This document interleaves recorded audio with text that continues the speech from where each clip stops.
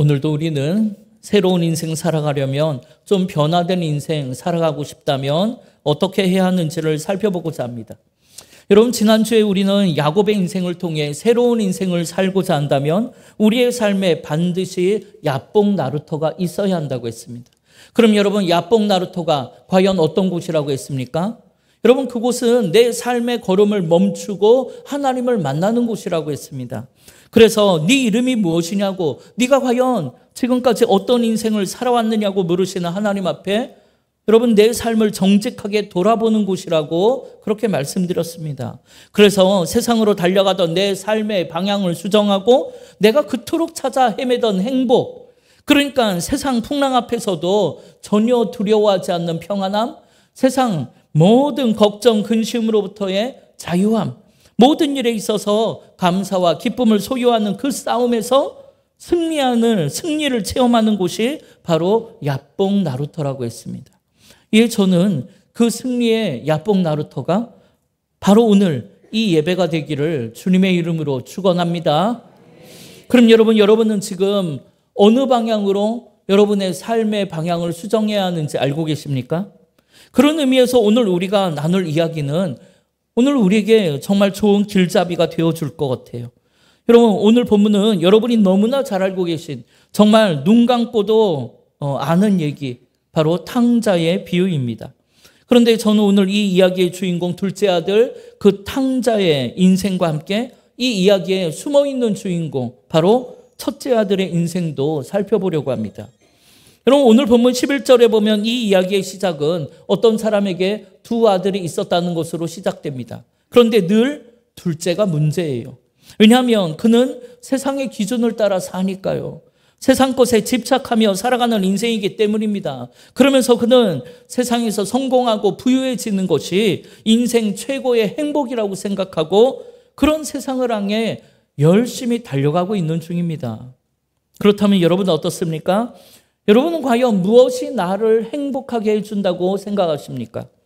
여러분, 이게 정말 중요한 것이 무엇이 나를 행복하게 만드냐에 따라 인생의 방향이 정해지기 때문이겠죠. 어떤 이는 건강하기만 하면 행복하다고 말합니다. 왜냐하면 건강을 잃으면 모든 걸 다 가져도 소용이 없기 때문이겠죠. 또 어떤 이는 그래도 남들에게, 자식들에게 아쉬운 소리 안 하고 쓰고 싶을 때 쓸 수 있는 돈이 좀 있어야 한다고 말을 해요. 또 어떤 이는 자녀들의 학업, 취업, 결혼 등 자녀들이 잘 돼야 행복할 것이라 이야기합니다. 또 어떤 사람은 남편만 변화되면, 아내만 변화되면 행복할 것이라고 소원하고 있습니다. 그럼 여러분은 어떻습니까? 여러분은 과연 무엇이 여러분을 행복하게 해준다라고 생각하십니까? 여러분, 오늘 이 이야기의 주인공 둘째 아들은 세상에서 성공해야지 행복하다고 생각해요. 돈이 있어야 행복하다고 생각했던 모양이에요. 그래서 그는 어느 날 아버지에게 당시의 문화적 관습으로는 절대 상상조차 할 수 없는 매우 일방적이고 무례하기 짝이 없는 그런 요구를 아버지한테 하게 돼요. 그게 뭐냐면 나에게 줄 유산을 먼저 달라라는 거예요. 여러분, 사실 유대 사회는 이런 가족 간의 위계 질서가 굉장히 강한 장자 중심의 사회예요. 그런데 그런 사회에서 아버지가 돌아가시기 전에 유산을 먼저 달라고 한다? 여러분, 이런 자녀는 있을 수가 없고 더군다나 장자도 아니고 둘째 아들이 자신의 유산을 먼저 달라고 한다는 건 정말 상상조차 할 수 없는 일입니다. 이건 아버지 보고 당신 빨리 죽으라는 얘기하고 똑같은 거예요. 그래서 모두가 다 야, 이제 저 탕자 같은 놈 다리 몽둥이가 부러질 줄 알았는데 놀랍게도 혼을 내야 할 아버지가 순순히 그 유산을 물려주는 거예요. 근데 여러분, 오늘 보면 13절에 보면 아버지의 유산을 물려받은 둘째 아들이 며칠이 안 돼요. 그 재물을 다 모아가지고 먼 나라에 가서 허랑방탕한 인생을 살다가 결국 재산을 다 탕진하고 빈털터리가 되었다고 해요. 그래서 돼지를 치며 돼지가 먹는 쥐염 열매로 배를 채우며 살아가는 비참한 인생이 되어버렸습니다. 물론 그가 처음부터 그렇게 살려고 집을 떠난 것은 아닐 거라고 생각해요. 아마 속으로는 두고 봐라, 나 욕하고 조롱하고 무시했던 놈들 내가 나가서 아주 그냥 멋지게 사업을 성공시켜갖고 그 놈들 코를 납작하게 해줄 거다. 그런 마음으로 떠났는지도 모르죠. 그런데 여러분, 그렇게 살아보신 분은 아시겠지만 여러분, 그게 내 계획대로 내 뜻대로 되던가요? 안 되죠. 이 탕자도 자기 뜻대로 사업이 잘 안 됐어요. 그래서 결국 비참한 인생이 되어버린 겁니다. 여러분, 이렇게 우리를 아프게 하는 삶의 고통이 어디에서부터 시작됩니까?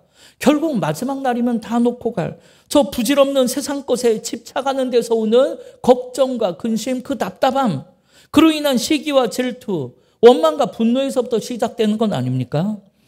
물론 우리가 세상 살아가는 데는 돈이라는 게 절대적으로 필요해요. 돈이 있으면 굉장히 좋죠. 부러울 게 없죠. 그러나 여러분, 정작 내가 원했던 행복이라는 건 그 돈으로는 살 수 없는 것이더라고요. 여러분, 돈으로는 가족 간의 사랑을 살 수가 없잖아요. 돈으로는 마음의 평안, 기쁨 같은 거 살 수가 없습니다. 그리고 돈은 아무리 많이 가지고 있어도 더 가지고 싶어져요. 만족이 없습니다.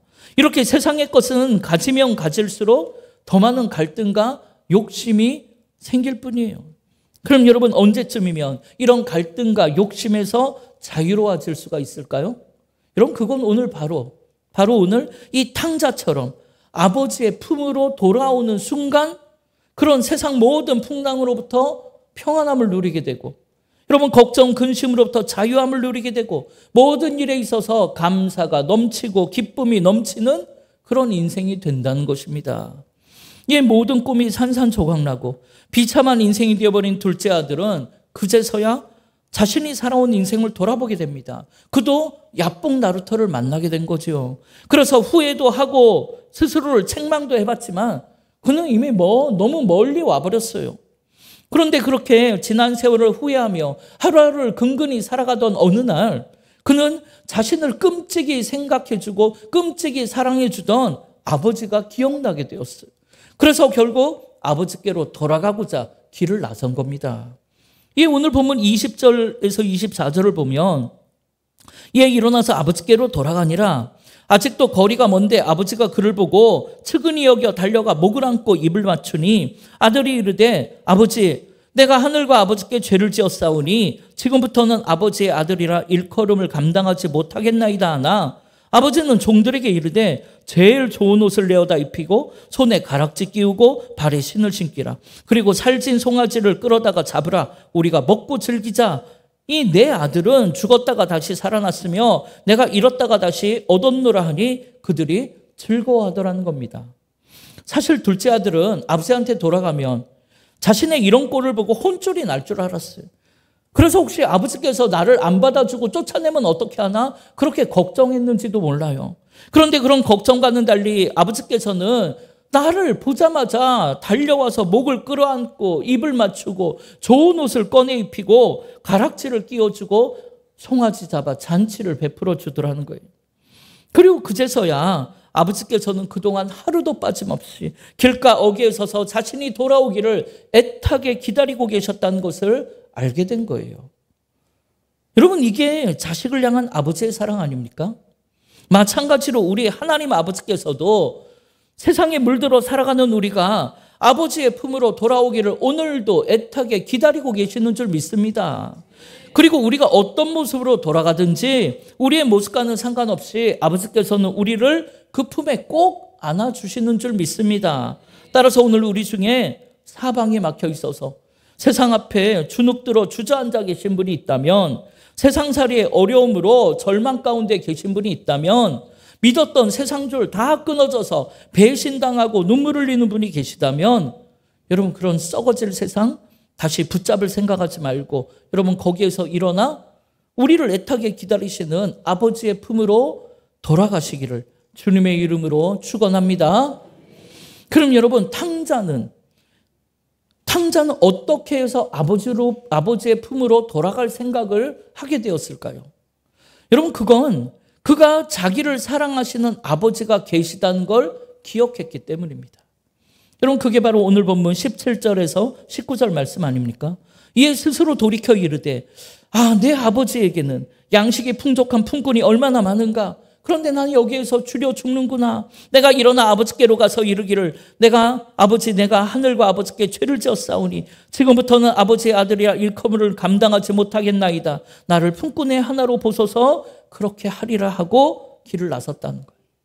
여러분, 이렇게 나에게 나를 사랑하시는 아버지가 계시다는 것을 기억하는 것으로부터 변화된 인생, 새로운 인생은 시작되는 것입니다. 이 탕자는 나를 사랑하시는 아버지가 여전히 계시는구나. 그걸 기억하고 내가 그런 아버지를 떠난 것부터가 잘못이었다. 이걸 깨닫고 일어나 아버지의 품으로 돌아간 거잖아요. 그렇다면 여러분은 지치고 힘드실 때, 세상 살아갈 모든 소망을 잃어버렸을 때, 여러분 세상에 물들어 정신없이 세상길 돌아다니다가 절망 가운데 주저앉아 있을 때 과연 여러분은 돌아갈 곳이 있으십니까? 당연히 여러분 돌아갈 곳이 있죠. 여러분 거기가 어디입니까? 바로 여러분을 지으시고 여러분이 돌아오기를 오늘도 애타게 기다리시는 우리 하나님 아버지의 품인 줄 믿습니다. 예, 오늘 우리가 찬양하고 기도할 때 나를 사랑하시고 내가 돌아오기를 애타게 기다리시는 아버지가 계시다는 걸 여러분 꼭 기억하시고 내 힘으로 행복을 이루어 보겠다고 세상을 향해 달려가던 길에서 돌이켜갖고 아버지의 품으로 돌아가는 은혜가 있기를 주님의 이름으로 축원합니다. 이렇게 둘째 아들은 아버지의 품으로 돌아왔어요. 그리고 새로운 인생, 변화된 인생 사는 거예요. 잔치 열렸죠. 그러면 이제 모든 것이 훈훈한 해피엔딩으로 끝나는 거예요. 그런데 그때 생각지도 못한 문제 하나가 터지는 겁니다. 그리고 그 문제는 전혀 예상치 못한 사람을 통해 일어났는데 바로 하루 종일 열심히 일하다 돌아온 첫째 아들 맏아들에 의해 일어난 사건이에요.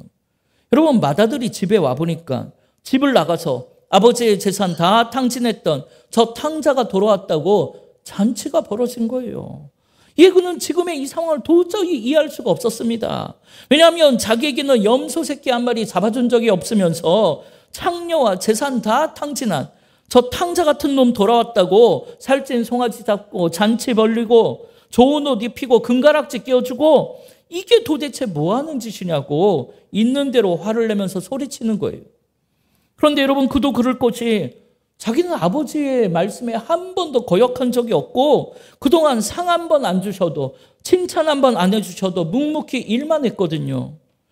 그렇게 아버지의 말씀에 평생 순종하며 살아온 맏아들의 눈에는 저 탕자 같은 놈은 그저 허랑방탕한 결코 받아줘서는 안 되는 벌을 받아 마땅한 인생인 거예요. 그런데 저런 놈이 돌아왔다고 잔치 베풀고 좋은 옷 입혀주고 금가락지 끼워준 거 보니까 그동안 쌓여왔던 것이 터지지 않겠습니까? 그런데 여러분에게는 이런 마음이 없습니까? 저에게는 이런 마음이 있었어요. 저는 이 맏아들을 보면서 우리들의 모습을 보게 됩니다. 여러분 둘째 아들이 그렇게 살았던 이유가 뭐라 그랬습니까? 그는 세상 기준을 따라 살았기 때문이에요. 아마 이 둘째 아들도 아버지하고 함께 살았을 때는 여러분 예배도 드리고 주일학교도 열심히 다녔을지 몰라요. 그러나 그는 점점 세상을 바라보고 세상 물들기 시작했어요. 세상에서 성공해야 한다. 좋은 학벌 가지고 돈을 많이 버는 게 하나님께 영광을 돌린다는 거짓 복음에 속아서 세상에 물들어 사로잡힌 인생이 된 거잖아요. 그래서 이런 신앙인들은 하나님을 만나고 하나님과 깊이 교제하고 날 향한 아버지의 뜻이 무엇인지 깨닫는 데는 관심이 없어요. 그저 세상의 은과 금으로 자신의 신앙을 증명하고 표현하고 싶은 거예요.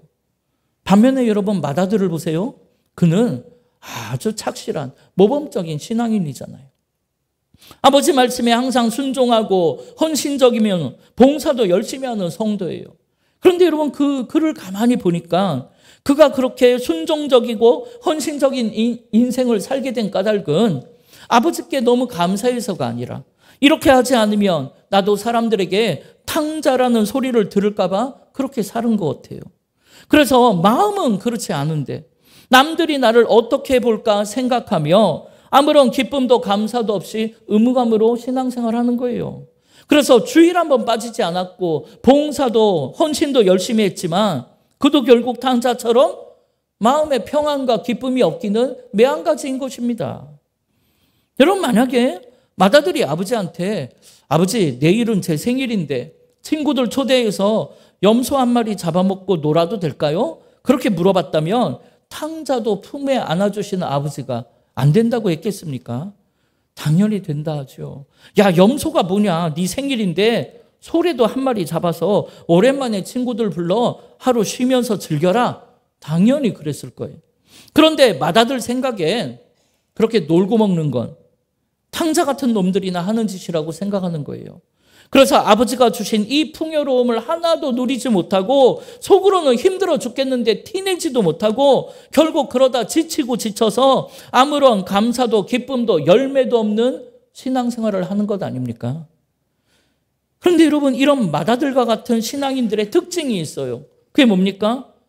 마치 율법주의자가 되어서 나는 지금까지 염소 새끼 한 마리 안 잡아먹었으니까 그렇게 살지 않는 사람들을 비판하고 정죄하고 오늘처럼 소리 지르는 거예요. 그래서 그날도 저녁 늦게까지 일하다 집에 돌아왔는데 집에 돌아오니까 풍악이 울리고 잔치 소리가 나는 거예요. 그래서 이게 뭔가 봤더니 탕자 같은 동생 돌아왔다고 아버지가 잔치를 베풀었다는 겁니다. 순간 나만 죽도록 고생한 생각에 너무나 억울하고 화가 나갖고 견딜 수가 없는 거예요. 그래서 오늘 우리가 읽진 않았지만 밑에 28절에 나온 것처럼 그는 문 밖에 서서 들어가질 않아요. 그러니까 종들이 나와서 막 설득합니다. 아니 조련님 이 좋은 날 왜 그러시냐고 들어가시자고. 그래도 막 싫다고 소리를 지르니까 그 소리를 듣고 아버지가 밖에 나와본 거예요. 그러니까 큰아들이 그러고 있는 겁니다. 이 아버지가 야 이렇게 좋은 날 너 왜 그러느냐 들어가자라고 얘기하죠. 그랬더니 큰아들이 아버지를 향한 원망과 분노를 쏟아내면서 그깟 놈 돌아왔다고 새 옷 입히고 잔치 벌리고 가락지 끼워주고 이게 뭐한 짓이냐고 막 소리를 지르는 거죠.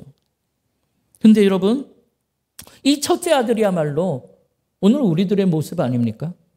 탕자 같은 신앙인들은 하나님의 은혜도 받았다 그러고 목사님이 막 신경도 써주고 힘들다 그러면 전화도 하고 신방도 가주는데 그 삶이 잔치집 같은데 그런데 우리는 열심히 헌신 봉사한 첫째 아들처럼 아무것도 없습니다. 물론 이해는 가죠. 그렇게 하는 게. 그러나 우리도 지치고 힘들어 죽겠는데 오늘도 우리는 신방하고 봉사하고 헌신하고 있는데 목사님은 눈길 한번 안 주고 칭찬 한번 안 해주고 하나님도 염소 새끼 한 마리 안 잡아주는 거예요. 그러면 우리라도 화가 나지 않겠습니까?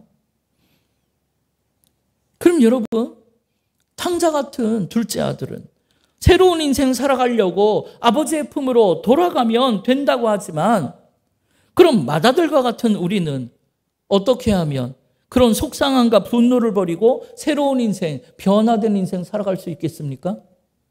사랑하는 여러분, 맏아들도 새로운 인생 살아가고 싶다면 감사와 기쁨이 넘치는 정말 생기 있는 행복한 변화된 인생 살아가고 싶다면 여러분 그 또한 아버지의 품으로 돌아가야 하는 줄 믿습니다. 그런데 여러분 그는 이미 아버지하고 살고 있잖아요. 그런데 그가 아버지와 함께 살고는 있는데 그는 정작 아버지의 품이 얼마나 좋은지 느끼지 못하고 사는 거예요. 그걸 누리지도 못하는 안타까운 인생인 거예요. 어떻게 말하자면 그 또한 탕자처럼 아버지의 품을 떠나 사는 인생인 것입니다. 그러니까 그도 아버지의 품으로 돌아가야 하는 것 아니겠습니까? 그렇다고 여러분 지금 이 두 아들을 같은 위치에서 비교하시면 안 됩니다. 여러분 이 둘은 완전히 다른 인생이에요. 여기서 탕자인 둘째 아들은 어린아이와 같은 인생이잖아요. 그는 잃어버린 양이고 아직 예수님을 만나본 적이 없는 사람입니다. 그래서 아버지가 탕자인 둘째 아들을 바라보는 마음은 은혜라는 기준에서 바라보는 거예요. 따라서 아버지가 모든 재산을 털어먹고 돌아온 탕자를 끌어안아주는 건 아버지가 자식에게 가지는 끝없는 사랑이고 은혜죠.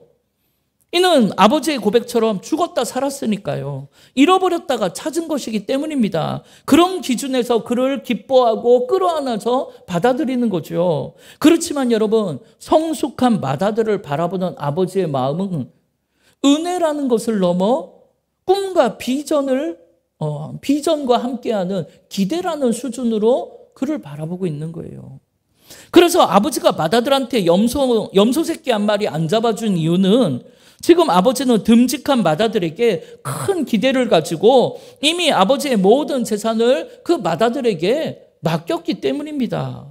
여러분, 오늘 본문 12절을 다시 보면 둘째가 아버지에게 말하되 아버지의 재산 중에서 내게 돌아올 분깃을 내게 주소서 하는지라. 이에 그 아버지가 살림을 어떻게 나눠줬다고요? 각각 두 아들에게 각각 나눠줬다는 거예요. 여러분, 둘째 아들만 아버지의 유산을 미리 받은 게 아닙니다. 첫째 아들도 이미 아버지의 유산을 미리 받았어요. 여러분, 당시 사회에서 장자면 엄청난 유산을 받습니다. 이에 아버지는 맏아들에게 그 많은 유산을 이미 다 주었기 때문에 지금 맏아들을 바라보는 아버지의 마음은 그걸 가지고 아버지보다 더 큰 일을 이룰 것을 기대하면서 비전과 축복의 마음으로 그를 바라보는 거예요. 그런데 그렇게 아버지의 기대를 한 몸에 받으면서도 그 아버지의 품을 누리지도 못하고 꼴랑 탕자 같은 둘째의 손가락에 끼워진 그 금가락지 앞에 벌벌 떠는 안타까운 인생이 되어버린 거예요. 이에 여러분이 만약 맏아들이라면 여러분 이걸 분명히 아셔야 하는데, 유산을 미리 받은 둘째 아들이 집 나가서 돈 펑펑 쓰고 그러면 자기 마음대로 사는 건 세상 재미는 있었는지 모르겠지만 여러분, 그건 철저히 낭비된 인생 아닙니까? 그는 단 하루도 아버지와 함께 살아본 적이 없는 허송세월하다 돌아온 인생인 거예요. 반면에 하루 종일 열심히 일한 이 충성된 맏아들은 탕자가 그토록 그리워했던 그 아버지의 품 안에서 매일매일 은혜 받고 영혼이 살찌고 성장한 거잖아요. 여러분, 이게 가장 큰 축복이요 보상 아닙니까? 이 오늘 본문 밑에 31절에 보면 아버지가 맏아들한테 뭐라고 해요? 아버지가 이르되 얘야, 너는 항상 나와 함께 있지 않았느냐? 이 모든 것이 다 네 것이지 않느냐는 거예요. 아버지와 함께 살면서 아버지 품에서 그 사랑의 음성 들으며 아버지의 품을 느끼며 체험하며 살아온 것, 그게 얼마나 좋은지. 여러분, 그건 정말 세상 재미와 바꿀 수 없는 정말 축복받은 인생 아닙니까? 그런데 문제는 맏아들인 우리가 그거를 축복이라고 생각하지 않는 거예요. 당연한 거라고 생각합니다. 시시하다고 생각해요. 아버지와 함께 살면서 아버지의 품을 느끼지 못하고 사는 거예요. 그럼 여러분 어떻습니까? 여러분도 지금 아버지의 품이 얼마나 좋은지 느끼지 못하는 인생은 아닙니까? 여러분, 아버지의 품이 얼마나 푸근하고 얼마나 내게 위로가 되고 힘이 되는 것, 여러분 그걸 매일매일 느끼며 사십니까? 그렇지 못하다면 여러분도 세상에 금가락지 못 껴서 원망하는 인생 아니겠습니까? 그러나 여러분, 그런 탕자와 우리가 받은 축복이라는 건 질적으로 다른 거예요. 여러분, 아버지의 품을 느끼면서 그 사랑의 음성 들으면서 아버지하고 함께 일하고 함께 쉬며 때로는 쉬면서 커피 한 잔도 마시며 언제든지 두런두런 얘기할 수 있다는 것, 더 나아가 한없이 부족한 나에게 이런 비전과 축복의 포도원을, 이 포도밭을 물려주신 것, 그것이야말로 세상 그 어떤 금가락지보다 훨씬 좋은 축복 아닙니까? 그런데 우리가 이걸 축복으로 생각하지 않고 시시하게 생각하고 중요하게 생각하지 않는 거예요. 그러면 우리도 결국은 내 마음대로 펑펑 쓸 수 있는 육신의 정욕, 안목의 정욕, 이생의 자랑을 원했던 것 아니겠습니까? 그러니까 우리도 아버지의 품, 주신 축복 누리지도 못하고 나눠주지도 못하고 여전히 세상 것 부러워하면서 감사도 기쁨도 없이 그렇게 메말라가는 인생이 되어버린 거잖아요. 예, 여러분, 로마서 6장 1절에 보면 그런 신앙인들을 향해 사도 바울이 피를 토하면서 뭐라고 권면하냐면, 그런즉 이미 십자가의 사랑, 십자가의 은혜로 구원받은 우리가 더 이상 뭔 말을 하겠냐는 거예요. 그럼 아버지한테 은혜 받고 싶어서, 새 옷 입고 싶어서, 가락지 끼고 싶어서 저 탕자처럼 세상에 나가 죄 짓다가 돌아오겠냐라는 거예요. 그러나 그럴 수는 없지 않냐는 겁니다. 왜냐? 우리는 십자가의 은혜를 이미 체험했기 때문에요. 그런데 우리가 자꾸만 신앙생활을 어떻게 하냐면 신분상으로는 맏아들의 인생을 살아가고 있으면서 아버지하고 함께 살고 있으면서 어리석게도 세상 재미 보며 살아가는 저 둘째 아들을 부러워하며 살고 있다는 거예요. 여러분도 아버지의 품을 떠나 세상 연락 즐기며 사는 게 그렇게 부럽습니까? 그러나 여러분, 하나님의 자녀로 산다는 것, 아버지의 품 안에 거한다는 것, 이건 정말 무엇과도 바꿀 수 없는 축복이라는 거예요. 그 축복이 우리를 진짜 행복하게 만들어 준다는 것입니다. 따라서 오늘 탕자 같은 둘째 아들은 말할 것도 없고, 맏아들 또한 아버지의 품으로 돌아가야 하는 것입니다. 여러분, 우리가 예수 믿고 나서 속상한 거, 낙심칠 때가 언제냐면, 내가 열심히 신앙생활을 하고 있는데도 내 상황과 형편, 내 세상살이가 달라진 게 없다는 거예요. 그럼 여러분, 우리 하나님 아버지가 여러분의 그 상황을 모르고 계실까요? 아버지께서 지금 나의 어려움, 나의 이 아픔과 눈물을 모르고 계실까요? 아니죠. 당연히 아시겠죠. 그럼 우리 아버지가 이걸 알고 계신다면 왜 이걸 빨리 해결해 주지 않을까요? 여러분, 그건 그런 어려움을 통해, 그런 어려움을 겪으면서 세상 거하고 아버지의 품하고 이걸 맞바꾸지 않는 인생, 그래서 아버지의 유산을 다 맡길 만큼 장성한 믿음의 맏아들로 성장시키시려고 그러는 거예요. 그래서 어려운 줄 뻔히 알면서도 그 풍랑을 그대로 허락하시는 거예요. 그런데 여러분, 그때 우리가 꼭 기억하고 있어야 하는 것은 그 풍랑 속에서 우리 아버지가 우리를 그 품에 꼭 안고 계시는 줄 믿습니다. 그런데 우리는 그 아버지의 품 안에서 누리는 그 평안함, 그 은혜를 깨닫지 못하고 자꾸만 걱정하고 두려워하고 원망하는 거예요.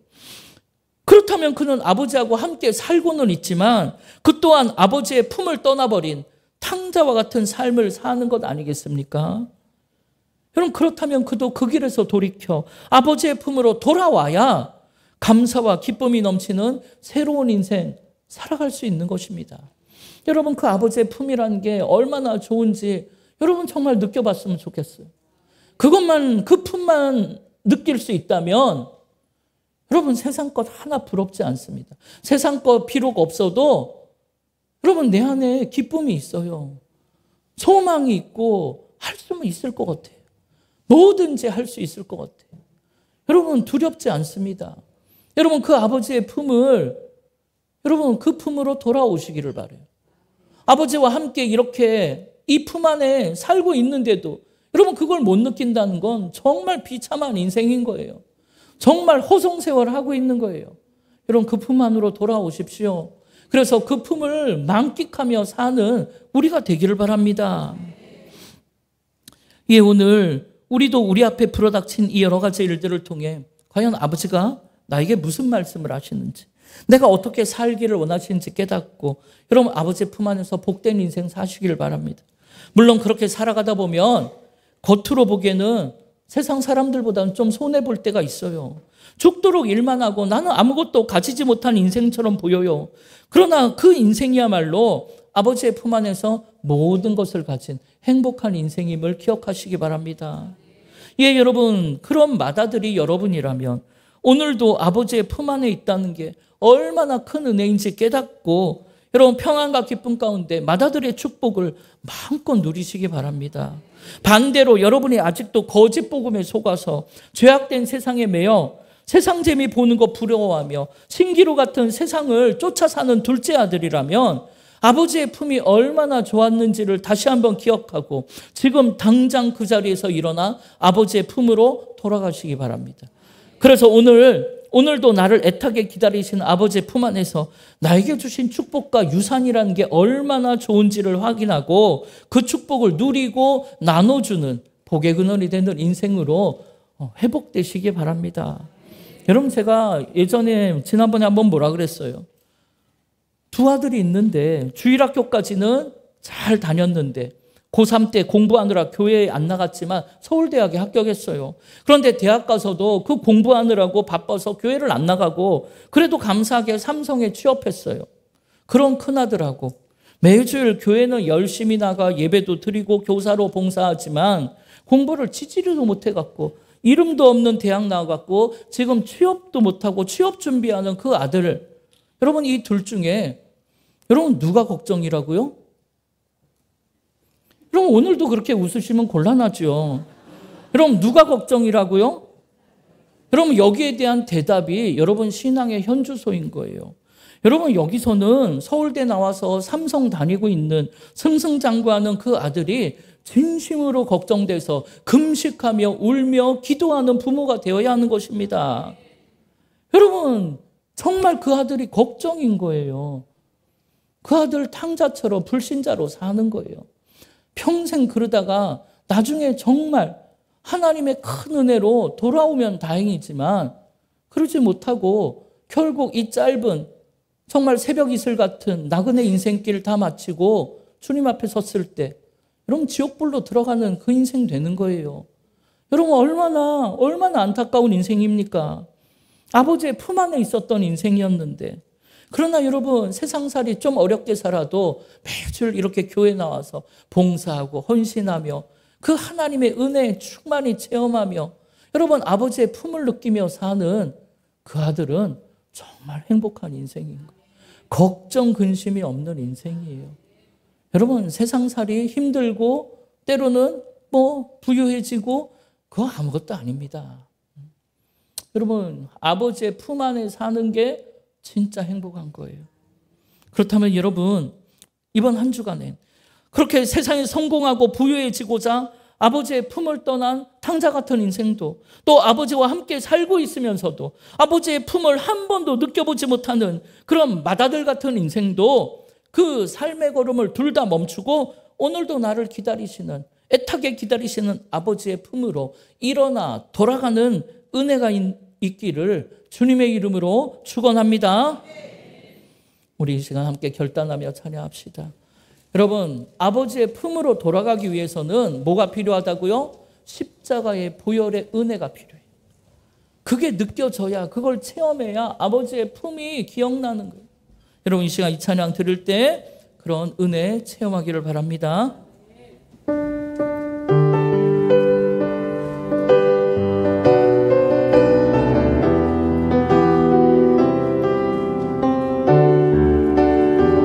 고백합시다. 보혈을 지나 하나님 품으로, 보혈을 지나 아버지 품으로, 보혈을 지나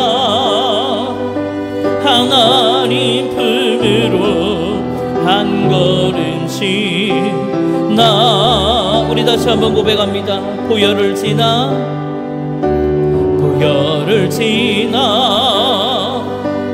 하나님 품으로, 보혈을 지나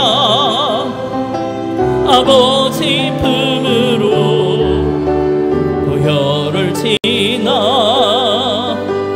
하나님 품으로 한 걸음씩 나가 존귀한 주보혈, 존귀한 주보혈이 내 영을 새롭게 하시네. 존귀한 주보혈이 내 영을 우리 다시 한번 고백합시다. 존귀한 주보혈이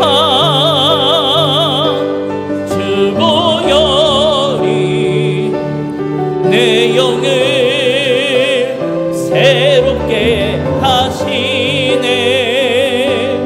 존귀한 주보혈이 내 영을 새롭게 하네.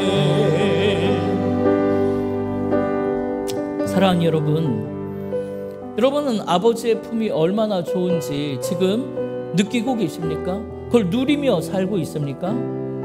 만약 그렇지 않다면 여러분 일어나 아버지의 품으로 돌아가게 해달라고 기도하셔야 됩니다. 여러분 그 방법은 야뽕 나루터를 만나는 거예요. 거기에서 하나님을 깊이 체험하고, 그러니까 십자가의 은혜, 다시 말해 하나님이 나를 얼마나 사랑하시는지, 나를 위해 십자가 지신 그게 정말 내 죄 때문이란 걸 깊이 깨달아야 돌이킬 수 있는 힘이 생기는 거예요. 그러면 아버지께로 갈 수 있는 거예요. 그러면 어떤 사람들은 목사님 나는 아무리 해도 그걸 느끼지 못하겠어요. 십자가의 은혜요? 당연히 못 느끼지요.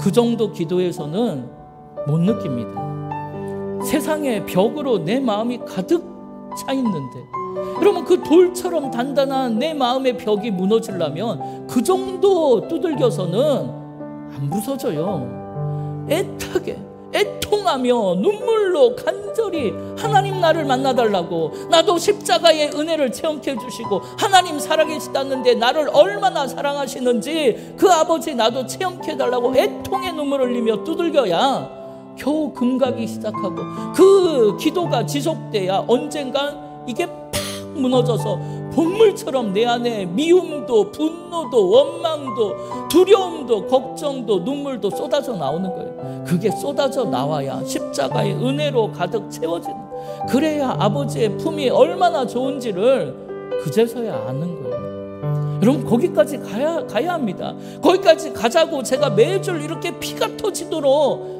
여러분한테 소리치는 거 아니에요. 여러분 제 말을 그냥 흘려 들으시지 마시고 한 번쯤은 애통의 눈물로 가슴을 치며 기도해 보십시오. 그러면 누구나 그 은혜를 체험하고 아버지의 품이 얼마나 좋은지, 이게 진짜 행복이라는 걸 알게 될 겁니다. 여러분 그 야뽕 나루터 그 시간이 오늘 이 시간이기를 바랍니다. 여러분 이 시간 기도할 때 나도 십자가의 은혜 체험케 해달라고, 사랑의 아버지 사랑의 주님 만나게 해달라고, 세상 것 다 부서지고 무너지게 해달라고 우리 주의 이름을 한번 부르며 합심으로 기도하겠습니다.